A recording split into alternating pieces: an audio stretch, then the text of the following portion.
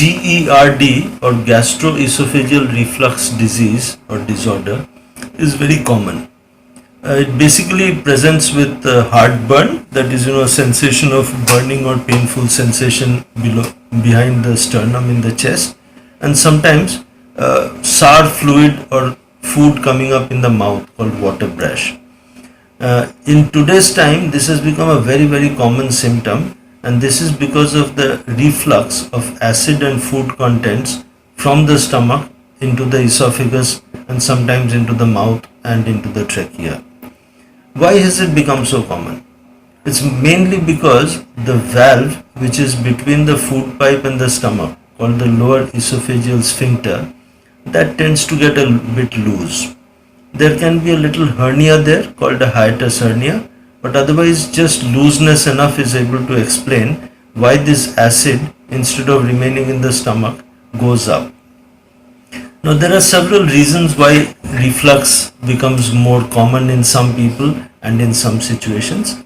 One of the major culprits is the type of food that we eat.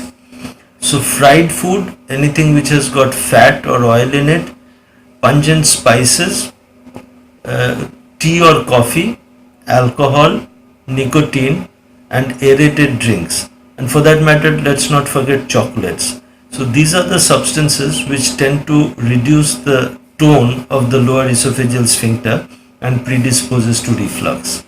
Also, reflux occurs more commonly at night when the person becomes supine. So the effect of gravity is not there anymore, and therefore the stomach contents tend to go up, and that's called a nocturnal reflux. So